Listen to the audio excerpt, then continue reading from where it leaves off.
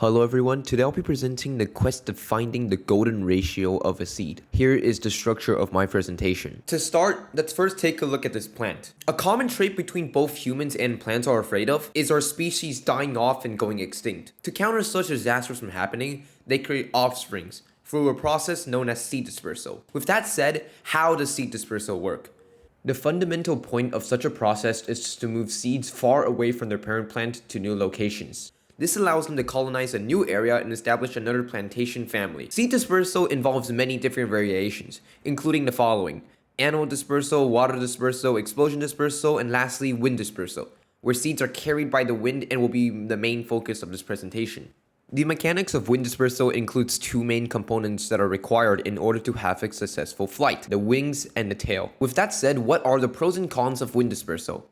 Pros: a wide dispersal range, because they can carry seeds far out and in multiple directions depending on the strength and direction of the wind. 2. It's energy efficient, because the wind is doing the work of dispersing the seeds while the seeds are just getting a ride.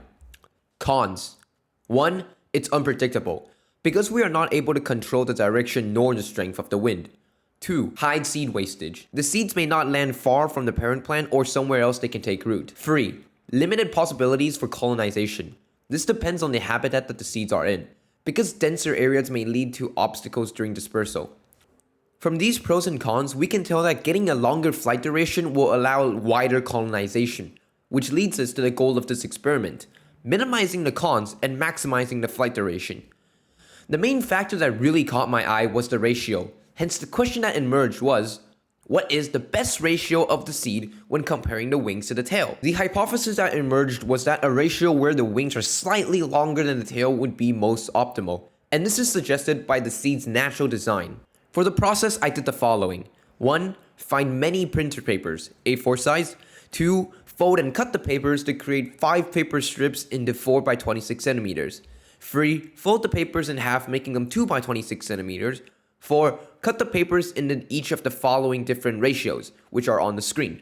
5. Then tape the bottom of each paper to create a counterweight. The reason for this shape of my blueprint is because it was inspired by helicopter wing leaves. During the testing stage, we used an app called Tracker. It is an app to help track the velocity of the seed. Here is a basic idea of the different stages of the seed's fall. The first stage is free fall, where the seed descends quickly. The second stage is slow motion phase, where the seed slows down. The third stage is the slow flight stage, with a minor decrease in velocity. The fourth stage is terminal velocity. The seed will maintain a constant velocity for a short period of time. The last stage is the landing phase, where the seed gradually reduces its velocity until finally landing onto the ground. Each of the seeds was dropped a total of 7 times. The best estimate of each seed was 3.37 seconds, 3.65 seconds, 3.30 seconds, 4.61 seconds, and 4.25 seconds. The y-axis represents the average flight time, while the x-axis is the ratio. Then we added error bars representing the uncertainty times. Simply looking at the graph, we can see that the ratio 1 to 0.5 is working the best.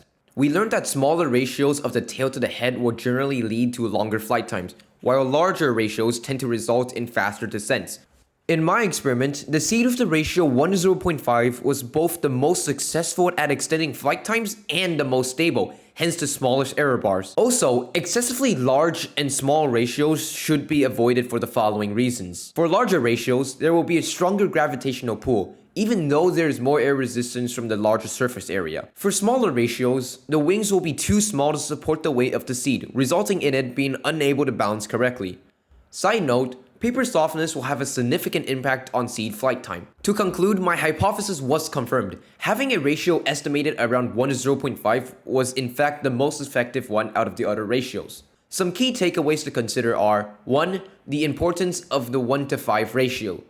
The wing to tail length ratio is crucial for extending flight time and enhancing seed dispersal performance. 2. Balance is key. Striking the ideal balance between wing and tail lengths is crucial for optimal seed flight. Extreme differences may hinder the seed's ability to fly effectively. Here are a few examples of further research that could be done in the future, and here are my references. Thank you for listening to my presentation.